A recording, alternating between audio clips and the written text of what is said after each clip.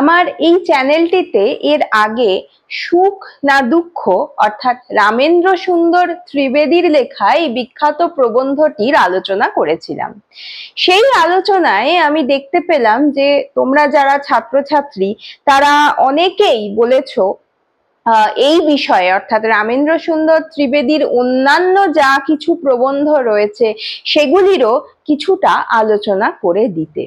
তার কারণ মূলত এটা নয় যে তিনি খুব একটা খারাপ প্রবন্ধ লিখতেন, তার কারণ হলো আমাদের প্রবন্ধ পাঠে অনীহা। সেই কারণে আজকের পর্বে আমি আবার নিয়ে চলে এসেছি রামেন্দ্র সুন্দর ত্রিবেদীর আরো একটি প্রবন্ধ। বলা যেতে পারে আজকে যে প্রবন্ধটি আলোচনা করব সেটিরই আরো খানিকটা বিস্তৃত ঠিক নয়, আরো খানিকটা এক্সটেন্ডেড যে অংশ সেটা আরেকটি ওনারই লেখা প্রবন্ধতে আমরা পাই। আজকে আমরা আলোচনা করব তার জিজ্ঞাসা নামক যে প্রবন্ধ গ্রন্থটি রয়েছে সেখানে প্রকাশিত একটি প্রবন্ধ সম্পর্কে আজকে আমরা আলোচনা করব, যার নাম সৌন্দর্য তত্ত্ব। তবে এটি প্রথম প্রকাশ হচ্ছে সাধনা পত্রিকায় ভাদ্র মাসে 1300 বঙ্গাব্দে। আমি কেন বললাম যে সৌন্দর্য তত্ত্বের আরো খানিকটা এক্সট্রা আলোচনা অন্য একটি প্রবন্ধে রয়েছে? অবশ্যই রয়েছে, কারণ এই প্রবন্ধ গ্রন্থতেই সৌন্দর্য তত্ত্ব পড়লে আরো একটি প্রবন্ধ এর সঙ্গে পড়তে হয়, তার নাম সৌন্দর্য বুদ্ধি। যেহেতু দুটো প্রবন্ধ একটি পর্বে আলোচনা করলে অনেকখানি অংশে বড় মানে সময়টা অনেকটা বড় হয়ে যাবে, সেক্ষেত্রে তোমাদের দেখতে অসুবিধে হবে, তাই দুটি আলাদা আলাদা দিনে দুটি প্রবন্ধের আলোচনা থাকবে। আজকের আলোচনাটি অবশ্যই হবে সৌন্দর্য তত্ত্বের ওপরে। রামেন্দ্র সুন্দর ত্রিবেদী সম্পর্কে সুখ না দুঃখ ওই প্রবন্ধর আলোচনাতে আমি বেশ খানিকটা বিষয়ে আলোচনা করেছিলাম। তিনি রবীন্দ্রনাথের সমকালীন একজন মানুষ ছিলেন। তার লেখনীর মধ্যে রবীন্দ্র ছায়া কিছুটা পড়েছিল, আবার বেশিরভাগ ক্ষেত্রেই পড়েনি, কারণ তার প্রবন্ধগুলির মধ্যে যে দক্ষতা, যে বিজ্ঞানের সাহায্য, যে অন্যান্য জ্ঞানের উপস্থিতি রয়েছে তা সত্যি অবিস্মরণীয়। তিনি বহু প্রবন্ধ রচনা করেছিলেন, যার মধ্যে যেগুলি বিভিন্ন বিষয় সম্পর্কে আলোচনা, মানে সুখ না দুঃখ কোনটি বেশি গুরুত্বপূর্ণ, আত্মার অবিনশ্বরতা রয়েছে কিনা, এই যে বিষয়গুলি সেইগুলি এই জিজ্ঞাসা নামক প্রবন্ধ গ্রন্থতে পরে একসঙ্গে সংকলিত হয়। যাই হোক, আমাদের আলোচ্য যে আজকের প্রবন্ধ অর্থাৎ সৌন্দর্য তত্ত্ব, এখানে এক কথায় বলতে গেলে আমাদের প্রাবন্ধিক জিজ্ঞাসা করতে চাইছেন যে সৌন্দর্য বলতে আমরা কি বুঝি, সৌন্দর্য এই বিষয়টি আসলে কি। আসলে আমার চোখে যা কিছু সুন্দর বলে মনে হচ্ছে পাশের ব্যক্তির চোখেও যে সেটা সুন্দর বলে মনে হচ্ছে তা নাও হতে পারে। বলা বাহুল্য ওই সময়কালে মোটামুটি প্রচুর প্রাবন্ধিক কিন্তু সৌন্দর্যের খোঁজে নানা রকম প্রবন্ধ লিখেছিলেন। রবীন্দ্রনাথের ক্ষেত্রে তো আমরা পাচ্ছি, এমনকি স্বয়ং বঙ্কিমচন্দ্র কমলাকান্তের মুখ দিয়ে এই রকম ধরনের বিষয় নিয়ে আলোচনা করিয়েছেন যে সুন্দর যাকে আমরা বলছি সেটি কেন সুন্দর, সৌন্দর্য বিষয়টি আসলে কি, এটি জীবনের একটি বৃহত্তর প্রশ্ন এবং সেটি নিয়েই সৌন্দর্য তত্ত্ব নামক এই প্রবন্ধটি গড়ে উঠেছে।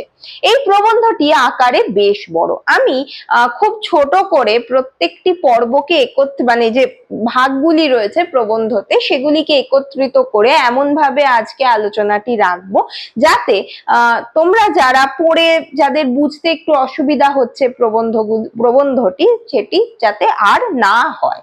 যাই হোক, প্রবন্ধটি যদি পুরোটা আমরা পড়ি তাহলে আমরা দেখতে পাবো যে প্রবন্ধটিতে কটি প্রশ্ন রয়েছে এবং এই প্রশ্নের উপর ভিত্তি করেই এটি দাঁড়িয়ে রয়েছে। কিরকম না, প্রথম প্রশ্ন, মানুষ কেন সুন্দরকে বেছে নিয়ে কুৎসিতকে দূরে ঠেলে দিতে চায়, এতে তার লাভ কি? দ্বিতীয় প্রশ্ন, মানুষের এমন প্রবৃত্তি আসছে কোথা থেকে, আর এমন প্রবৃত্তির উৎস কি, পরিণতি বা কোথায়? এমন প্রবৃত্তি মানে কি, কুৎসিতকে দূরে ঠেলে দিয়ে সুন্দরকে নিজের করে নেওয়া। তৃতীয় প্রশ্ন, জগতের কি দুটোই মাত্র ভাগ, একটি সুন্দর এবং অপরটি অসুন্দর? এ বিষয়ে কি কেবল মানুষেরই প্রভাব লক্ষ্য করা যায়, নাকি মনুষ্যেতর প্রাণীও এই বিষয় নিয়ে চিন্তা ভাবনা করে? এই বিষয় কি একমাত্র মানুষই চিন্তা ভাবনা করে, নাকি মনুষ্যেতর প্রাণী বা প্রকৃতিতে যদি কোনো নিরপেক্ষ সত্তা থাকে সেই বিষয়টিও, এই বিষয়টি নিয়ে কোনো রকমের কোনো আলাদা চিন্তা ভাবনা নাই বা বলি, বাট এই জিনিসটা তাদের মাথাতেও রয়েছে, এই বিষয়টি তারাও ভাবে যে সুন্দর হচ্ছে সুন্দর, কুৎসিত হচ্ছে অসুন্দর, আমরা সুন্দরকে বেছে নিয়ে কুৎসিতকে দূরে সরিয়ে দিচ্ছি। অর্থাৎ মানুষই কি এইভাবে জগৎটাকে দেখে, না অন্য কেউ, এই পৃথিবীতে অন্য প্রাণীও এই বিষয়টিকে নিয়ে চিন্তা ভাবনা করে? এই যে কতগুলি প্রশ্ন, এই প্রশ্নগুলির কে ভিত্তি করেই এই প্রবন্ধটিকে এবার আমরা ধাপে ধাপে বুঝে নেব। প্রাবন্ধিক বলছেন যে সৌন্দর্য মানুষের একটি স্বাভাবিক অনুভূতি, আমরা কিছুতেই চাইলে তাকে দূরে ঠেলে রাখতে পারি না। তা কেবল কাব্য রচনার অংশই যে তা কিন্তু নয়। মনুষ্যত্বের অঙ্গ হলো সৌন্দর্য পিপাসা বা সৌন্দর্য প্রীতি।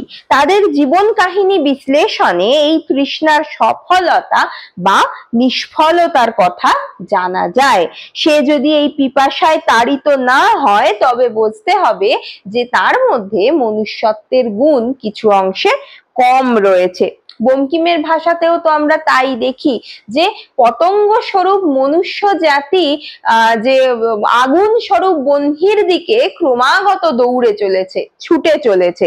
সে কিসের জন্য ছুটে চলেছে? সৌন্দর্যের যে তৃষ্ণা বা সৌন্দর্যের যে পিপাসা, সে জানে না সেখানে গিয়ে সে কি পাবে, কিন্তু তা সত্ত্বেও সেদিকেই সে ধাবিত হচ্ছে। তাই কাব্য সাহিত্যের ক্ষেত্রেও এই বিষয়েরই জয়গান লক্ষ্য করা যায়। সে এই প্রবন্ধতে তিনি যে যে উদাহরণ তুলে ধরছেন তা হচ্ছে সে কাদম্বরী হোক, শকুন্তলাই হোক, কিংবা কৃষ্ণকান্তের উইলি হোক, সৌন্দর্য সাধনাই মানুষের জীবনের অন্যতম লক্ষ্য। তাই সৌন্দর্যের সঙ্গে মনুষ্যত্বের সম্পর্ক আর সৌন্দর্য পিপাসা হলো তার অঙ্গ। এই সৌন্দর্য যে ভাবটা, সেটাকে আমরা কোনোদিনই ফেলে দিতে পারবো না। আমরা যতই আমাদের মন যতই খারাপ দিকে যাক না কেন, যতই আমাদের চোখের দৃষ্টি রুচিশীল নাই বা হোক না কেন, সুন্দর এবং অসুন্দরের পার্থক্যকে আমরা করবই। তাহলে মানুষ সৌন্দর্য চায় এবং তাকে পায়। প্রকৃতির কিছু ভাগকে সে সুন্দর বলে, কিছু ভাগকে সে সুন্দর না বলে বলে অসুন্দর। এই যে ভাগটা, সেটা কিন্তু ভীষণ বাস্তব, মানুষের মনেই ভাগটা থাকা খুব বাস্তব। যদি না থাকতো তাহলে এই সৌন্দর্য যে বিষয়টা, সেটাকেই আমরা কখনো খুঁজে নিতে পারতাম না, সুন্দর শব্দটি নিরর্থক হতো। তাই সুন্দরকে মানলে অসুন্দরকে মানতেই হবে। এবার যে মূল আলোচনা, সেই দিকেই লেখক এগোনোর চেষ্টা করছেন। আসলে রামেন্দ্র সুন্দরের মতে যে সৌন্দর্যকে খুব স্থূল এবং সূক্ষ্ম দুটি ভাগে ভাগ করা যায়। আমরা এক কথায় যাকে সুন্দর বলছি সেটারও আবার ভাগ রয়েছে। কিরকম না, প্রথমত মানুষের মন যাকে দেখে সুখ অনুভব করে সেটাই সুন্দর, আর যাকে দেখে করে না সেটা কুৎসিত। সেই পুরনো যে সুখ না দুঃখ, ওই যে প্রবন্ধটার কথা প্রবন্ধর আলোচনা করেছিলাম, সেই প্রবন্ধের স্বর টেনে প্রাবন্ধিক বলছেন যা কিছু সুখদায়ক সেটাই সুন্দর, যেটা সুখদায়ক নয় সেটাই কুৎসিত। আর সুখ প্রাপ্তি জীবনের লক্ষ্য হলে সৌন্দর্য পিপাসা জীবনের ভিত্তি হয়ে ওঠে। এমন সৌন্দর্য আসলে স্থূল সৌন্দর্য। কেন না, মিষ্টি রস কিংবা সুন্দর বিছানা কিংবা ভীষণ আরামদায়ক একটি দিন, আরামদায়ক কোনো আসবাবপত্র, ভালো কথা, এগুলো হচ্ছে স্বাভাবিক সৌন্দর্য। এগুলি আমাদের জীবনে স্বাভাবিকভাবেই আসে। একে তিনি বলছেন স্থূল সৌন্দর্য, কারণ এটিকে সহজেই আমরা সুন্দর বলে মেনে নিই। এটি এক সাধারণ ও প্রাকৃতিক নির্বাচন, এতে কোনো সূক্ষ্ম বস্তু নেই। এই যে ভালো লাগা, সাধারণ ভালো লাগার বাইরেও একটি সৌন্দর্য রয়েছে, সেটাকে প্রাবন্ধিক বলছেন সূক্ষ্ম সৌন্দর্য। এই বিষয়ে উপভোগ করার ক্ষমতা কিন্তু সকল মানুষের থাকে না। সাধারণভাবে আমরা যখন বেড়াতে যাওয়া মানুষদের দেখলে মূলত এই পার্থক্যটা বোঝা যায়। কিছু কিছু মানুষ আছেন যারা বেড়াতে গিয়ে যেগুলি মূলত মানে দর্শনীয় স্থান সেগুলিতেই যান, গিয়ে বলেন বাহ খুব সুন্দর, কারণ আমার আগে 10টা লোক বলে গেছেন এটা খুব সুন্দর, সবাই দেখে বলছেন সুন্দর, নিঃসন্দেহে ভীষণ সুন্দর। কিন্তু সেই সৌন্দর্যের পাশে কোনো একটি জায়গা থাকতে পারে যেখানে নিভৃতে হয়তো কাঞ্চনজঙ্ঘা জেগে থাকে, অন্ধকারের মধ্যে জ্যোৎস্নার আলোকে হয়তো তাকে দেখতে পাওয়া যায়। অনেকে বলবেন যে বাবা ঠান্ডার মধ্যে কে যাবে ওখানে, কিন্তু কিছু মানুষ আছেন সেই বিষয়টিকে নিজের মনের মধ্যে উপভোগ করাতে পারেন, তাদের যে অনুভূতি সেটা অন্য রকম হয়। ওই বিষয়টা দেখে যে সুন্দর বলতে পারে সেই সৌন্দর্যকেই কিন্তু প্রাবন্ধিক বলছেন সূক্ষ্ম সৌন্দর্য, ইংরাজিতে যাকে বলে আর্ট, একেই প্রাবন্ধিক বলছেন সূক্ষ্ম সৌন্দর্য। এবং প্রাবন্ধিকের মতে এই সূক্ষ্ম সৌন্দর্যকে উপভোগ করার ক্ষমতা মানুষ ব্যতীত আর কারো নেই। ইংরাজিতে যাকে বলে আর্ট, সূক্ষ্ম সৌন্দর্যের সৃষ্টি ও প্রকাশই তার অবলম্বনের বিষয়। অবশ্যই যে কোনো কবি, যে কোনো সাহিত্যিক, যে কোনো রকমের শিল্পী যে বিষয়কে নিজের হাতে গড়ে তোলেন, তার যে তিনি যেখান থেকে তার সূত্রকে গ্রহণ করেন সেটা কিন্তু সূক্ষ্ম সৌন্দর্য। এটি মানব মনের যে অংশে আশ্রয় করে থাকে তাকে বলা হয় এস্থেটিক বৃত্তি। মানব মনের যে অংশে থাকে সেটিকে বলা হয় নান্দনিকতার স্তর। এস্থেটিক কথার বাংলা হচ্ছে নান্দনিকতা। এর এমন ধরন ও উদ্দেশ্য আমাদের অজানা হলেও প্রাবন্ধিকের মতে এমন সৌন্দর্যই কিন্তু এই প্রবন্ধের আসল উপজীব্য। তাহলে যেটা কিনা স্থূল সৌন্দর্য, যে সবকিছু সুন্দর, যেটাকে আমরা স্বাভাবিক সৌন্দর্য বলি, সেইটি কিন্তু এই প্রবন্ধের আলোচ্য বিষয় নয়। যেটি মূলত মানুষকে উপভোগ করায় সেই সূক্ষ্ম সৌন্দর্যই এই প্রবন্ধের আলোচ্য বিষয়। এবার এই সৌন্দর্যের ধর্ম কি? এটি কি প্রকৃতিজাত, মানে মানুষের মধ্যেই এটা ইনবর্ন রয়েছে বা এটা স্বাভাবিক তাই কি, নাকি বিভিন্ন মানুষের মনে বিভিন্ন ভাবে ঠাঁই রয়েছে? নিশ্চয়ই তাই, কারণ কালিদাস যে সৌন্দর্যকে দেখে সুন্দর বলে তার কাব্য রচনা করছেন, সেই সৌন্দর্যকে সাধারণ চোখে দেখলে অনেকের কাছে সুন্দর নাও মনে হতে পারে। তিনি যে সৌন্দর্য উপভোগ করবেন তার অনুভূতির তীক্ষ্ণতা অনুযায়ী তার সৌন্দর্যের মাপকাঠির বিচার হবে। অনেকে পাথর দেখে সেটিকে দেখে মূর্তি কল্পনা করতে পারেন, অনেকে পাথর দেখলে সাধারণ পাথরও মনে করতে পারেন। এই যে রুচিশীলতা মানুষের মধ্যে, মানুষের যে তীক্ষ্ণ অনুভূতির প্রকাশ, সেটা কিন্তু সবার ক্ষেত্রে কখনোই সম্ভব হয় না। এমনকি যারা সূক্ষ্ম সৌন্দর্যের যে বিষয়টা যাদের মধ্যে আছে তাদের মধ্যেও এই পার্থক্য লক্ষ্য করা যায়। সেই কারণেই কিন্তু শিল্পী সত্তা প্রত্যেকের সমান হয় না। যাই হোক, বিষয়টা কি, কোন বিষয় আমার কাছে ভালো বা খারাপ তা একান্তই আমার রুচির বিষয়। তাও সুস্থ প্রকৃতির মানুষের কাছে কিছু কিছু প্রাকৃতিক বিষয় সতত সুন্দর। এবারে তিনি যে আলোচনায় আসছেন সেটার সঙ্গে আবার বৈজ্ঞানিক যে বিষয়বস্তু তার খানিকটা জায়গা রয়েছে। যেমন কি না, ফুল, পাখি, প্রজাপতি এগুলো খুব স্বাভাবিকভাবেই সুন্দর, এগুলো তাদের গুণেই আমাদের কাছে সুন্দর। তাতে এবার প্রশ্নটা হচ্ছে যে হ্যাঁ, আমার কাছে কোনো ফুল, কোনো প্রজাপতি নিঃসন্দেহে খুব সুন্দর, এমনকি সূক্ষ্ম সৌন্দর্য বোধ যাদের মধ্যে আছে তাদের কাছেও এটা ভীষণভাবে সুন্দর বলে মনে হচ্ছে, সূক্ষ্ম বা স্থূল যে কোনো ক্ষেত্রে। কিন্তু এতে আমাদের লাভ কি? এই যে সুন্দরটা আমি দেখছি, দেখে আমার কি মনে হচ্ছে, কেন আমার ভালো লাগছে, এটা যেমন একটা প্রশ্ন, সেই রকমই আরো একটি প্রশ্ন এক্ষেত্রে জাগরিত হচ্ছে। প্রথম কথা, এই বোধ আমার কেন হচ্ছে সে প্রশ্নের উত্তর দেওয়া কোনোদিনই সহজ নয়। দর্শন বা ডারউইনের বিজ্ঞান কোথাওই এর যথার্থ উত্তর নেই। তাও ডারউইনের বক্তব্যকে মাথায় রেখে প্রাবন্ধিক বলেন, ফুলের রূপের সৃষ্টিকর্তা প্রজাপতি, আবার প্রজাপতির সৌন্দর্য সৃষ্টিকর্তা হচ্ছে ফুল। কিন্তু আমরা এদের দুজনাতে মোহিত হলেও মনুষ্যেতর কোনো প্রাণী সৌন্দর্যের এরকম মহিমা বোঝে না। কেন না, এখানে খুব সুন্দর উদাহরণ দিচ্ছেন না কি, যে প্রজাপতির দ্বারাই তো ফুল প্রস্ফুটিত হয়, সে তার পায়ের রেণুগুলো নিয়ে এদিক থেকে ওদিকে যায় বলেই তো এই ঘটনাটি সম্ভব হয়। আবার সেই ফুলের রঙের মধ্যে প্রজাপতি যাতে মিশে থাকতে পারে, সেই জন্য আমাদের যিনি সৃষ্টিকর্তা তিনি কিন্তু প্রজাপতিকে ওইভাবেই গড়ে তুলেছেন। এই বিষয়টাতে ফুল বা প্রজাপতি কারুর কোনো জায়গা নেই, মানে তাদের সৌন্দর্য তারা বুঝতে পারে না, সেটা তাদের একমাত্র আত্মরক্ষারই ফল। তাই মনুষ্যেতর কোনো প্রাণীর কাছে এই সূক্ষ্ম সৌন্দর্যের কোনো ভাব নেই। ডারউইন হয়তো কোনো জায়গায় অভিব্যক্তিবাদে বলেছিলেন যে কোনো প্রাণীর ক্ষেত্রেই যে যৌন যে আকর্ষণ, সেই আকর্ষণটা গুরুত্ব লাভ করে সৌন্দর্যের মানে দিক থেকে। যেমন আমরা দেখতে পাই যে ময়ূর নিজের পেখম তুলে নাচে ময়ূরীর দিক, মানে ময়ূরীর যে ময়ূরীকে আকর্ষণ করার মধ্যে দিয়ে, এরকম আমরা প্রাণী জগতে প্রায় সব সময় অনেক জায়গায় দেখতে পাই।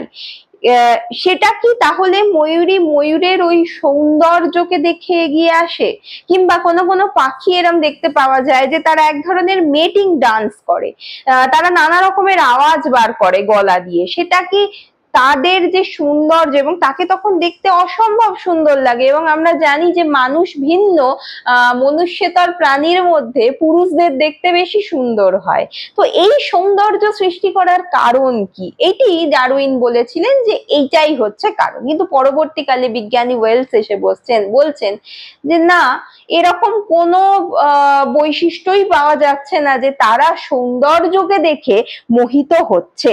তাই মনে রাখতে হবে এই সৌন্দর্য চেতনার বিষয়টা মূলত মানুষেরই চিন্তা ভাবনার মধ্যে উপস্থিত, তাদেরই মহার্ঘ ভাগেই, এই সৌন্দর্যের মহার্ঘ ভাগে মানুষেরই যে অনুভূতি তারই উপস্থিতি লক্ষ্য করা যায়। তবে এই যে বিষয়টা নিয়ে আলোচনা, এটা তিনি সৌন্দর্য বুদ্ধিতে আরেকটু বেশি করছেন। পরের পর্বটি দেখলে সেটি আরো পরিষ্কার হয়ে যাবে বোঝা। এরপর তিনি আসছেন মনোবিজ্ঞানের অংশে। মনোবিজ্ঞান কি বলে? মনোবিজ্ঞান বলে যে মানুষের অনুভূতি সর্বদা সমান নয়, তাই ভালো খারাপের মধ্যে এতখানি পার্থক্য।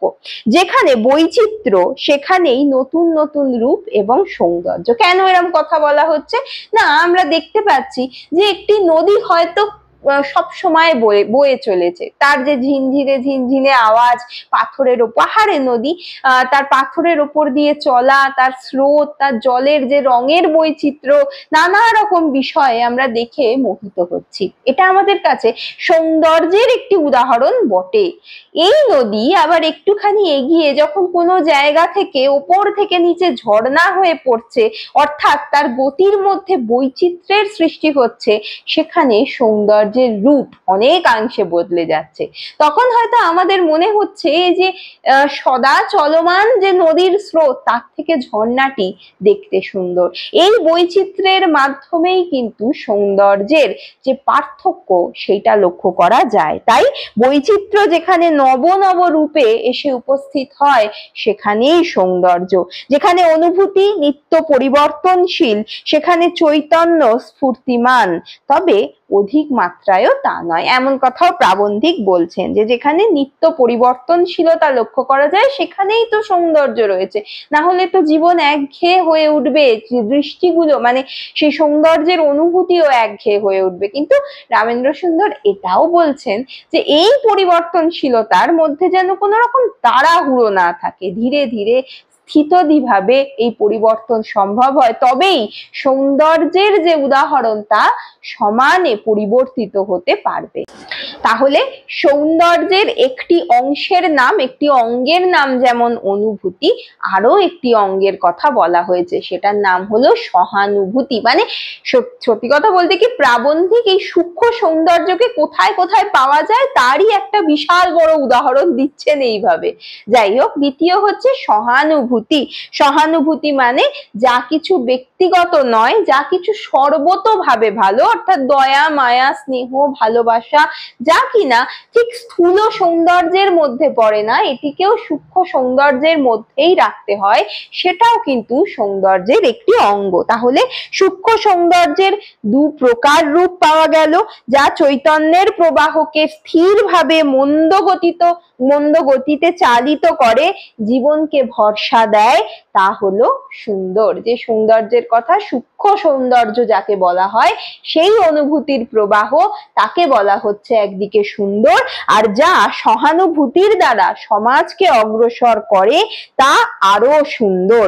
কিন্তু সৌন্দর্যের সম্পূর্ণ উত্তর এখনো কিন্তু প্রাবন্ধিক দিতে পারেননি। শেষে এসে তিনি পুনরায় সেই সুখ ও দুঃখ প্রবন্ধের মধ্যে চলে যাচ্ছেন, যেখানে তিনি কি বলেছিলেন যে মানুষের জীবন দুঃখময়, কিন্তু মানুষ সর্বতোভাবে সুখ খোঁজার চেষ্টা করে, সুখের দিকে সে ধাবিত হতে থাকে। সুখের দিকে যত সে ধাবিত হতে থাকে তত সে তার মধ্যে থেকে সৌন্দর্যের গুণকে খুঁজে নিয়ে বার করে। মানুষের যাদের মধ্যে শিল্পী সত্তা রয়েছে তারা সদা দুঃখময়, সেই দুঃখের মধ্যে দিয়েই তারা খুঁড়ে সুখকে জাগরিত করে তোলে তাদের শিল্পের দ্বারা। মানুষের জীবনে সুখ যেহেতু সতত প্রয়োজন, সেই জন্য বিভিন্ন জায়গা থেকেই মানুষ তাদের সুখকে খুঁজে নেয়, সুখের অন্বেষণ করে। যা জীবনের উপযোগী বা অন্তরায় তা বিচার করার অবকাশ সে পায় না, বিনা বিচারে তাকে মনের মতো করে গড়ে নেয়, তাতেই সৌন্দর্যের সৃষ্টি হয়। কারণ বিশুদ্ধ সৌন্দর্যই আবশ্যক, তাই হলো জীবনের অবলম্বন। জীবনের জগতের রহস্যকে যতই মানুষ বুঝবার চেষ্টা করে তত বোঝে এবং ততই আনন্দ পায়। সৌন্দর্যকে এইভাবেই সে অনুভব করে।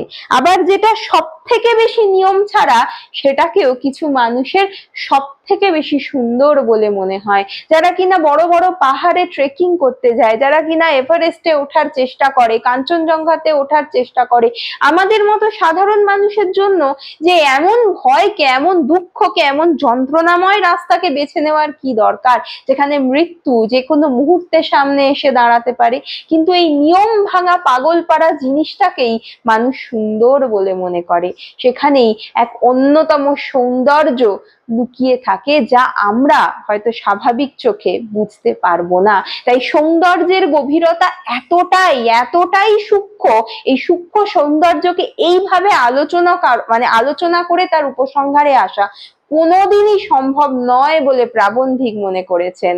এই প্রবন্ধের শেষ অংশে তিনি কতগুলি উপসংহারের মতো করে খানিকটা উত্তর দেওয়ার চেষ্টা করছেন যে তাহলে কি কি পাওয়া গেল এখান থেকে।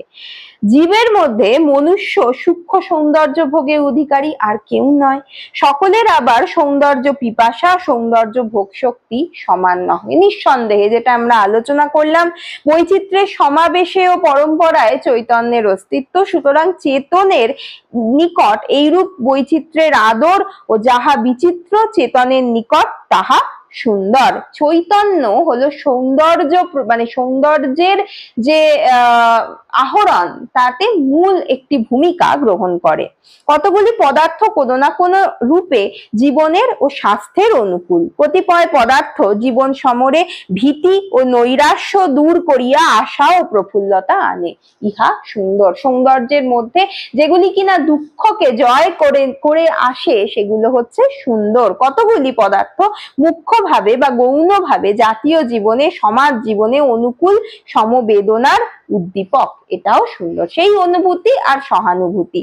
কিন্তু অনেক স্থলে ব্যক্তি জীবন বা জাতীয় জীবনের স্থিতি বা পুষ্টি বিষয়ে কোনরূপ আনুকূল্য করে না, অথচ অনেকের নিকট সুন্দর এমন পদার্থ দেখা যায়। ইহারা সুন্দর কেন স্থির করা দুষ্কর। যেটা বললাম, নিয়ম হারা প্রচুর জিনিস আছে, কিংবা এমন কিছু খারাপ জিনিসও মানুষের কাছে কখনো কখনো সুন্দর হতে পারে, যেগুলি স্বাভাবিক দৃষ্টিতে আমাদের কাছে সুন্দর বলে বোধ হয় না। এটা কেন হয় বোঝা খুব মুশকিল। মানুষের অভিব্যক্তির সহিত দুঃখ বৃত্তি ফুটিয়া আসিতেছে। নিজের জন্য শঙ্কা, পরের জন্য শঙ্কা ইহার মূল। এই দুঃখ বৃত্তি ব্যক্তি জীবন রক্ষার ও জাতীয় জীবন রক্ষার অনুকূল। মনুষ্য পর্যায়ে যে যত উন্নত দুঃখবোধ তাহার তত বেশি। প্রমাণ রামায়ণ। দুঃখ বোধের মধ্যে দিয়েই কিন্তু জীবনের সৌন্দর্য লাভ হয়। দুঃখ বোধ প্রত্যেকের ক্ষেত্রে আলাদা, তাই সৌন্দর্যের উদাহরণও আলাদা। দুঃখের উৎপত্তির সহিত সুখের উৎপত্তি না ঘটিলে মনুষ্য জীবন বা উন্নত মনুষ্য জীবন কখনোই টিকিত না। সেটা আগেই বিস্তারিত আলোচনা করলাম। যেখানে সুখ সেখানেই সৌন্দর্য। এই হিসেবে মানুষের মন সৌন্দর্য সৃষ্টি করে, অসুন্দরকে সুন্দরের মূর্তি দেয়। সৌন্দর্য কোনো বস্তুর প্রকৃতিগত ধর্ম নহে, এই হিসাবে প্রাকৃতিক নির্বাচনই জগৎকে সুন্দর করিয়া তুলিয়াছে। তাই মানুষের কাছে সৌন্দর্যের দৃষ্টিভঙ্গি আলাদা, অসুন্দরের দৃষ্টিভঙ্গি আলাদা। মানুষ সুন্দরের মধ্যে অসুন্দরকেও বেছে নিতে পারে, আবার অসুন্দর থেকেও শিল্পী সত্তা মন কোনো কোনো জায়গায় সৌন্দর্যকে নিয়ে আসে। সৌন্দর্য কোনো বস্তুর প্রকৃতিগত ধর্ম কখনোই নয়। এই হিসেবে প্রাকৃতিক নির্বাচনই জগৎকে সুন্দর করে তুলেছে। প্রাকৃতিক নির্বাচন বলতে ইউটিলিটির কথা বলা হয়েছে, মানে যা কিছু উপযোগী। এবার এই উপযোগ্যতা যেমন একদিকে স্থূল সৌন্দর্যের ক্ষেত্রে স্বাভাবিক, সেরকমই সূক্ষ্ম সৌন্দর্যের ক্ষেত্রেই স্বাভাবিক। আমাদের প্রকৃতি এইভাবে গড়ে তুলেছে। প্রত্যেকের আলাদা আলাদা বোধ অনুভূতিও প্রকৃতির দ্বারাই নির্মিত হয়েছে। এইভাবেই সৌন্দর্যের যে বিষয় সেটা আলাদা আলাদা হয়েও একটি সর্বকালীন সৌন্দর্য সৃষ্টি করতে পেরেছে। রামেন্দ্র সুন্দর ত্রিবেদী এইভাবে এই প্রবন্ধের শেষ করেছেন। পরের পর্বে আমরা সৌন্দর্য বুদ্ধি নিয়ে আলোচনা করব। সেখানে একই কথা বলেছেন কিন্তু একটু অন্যভাবে।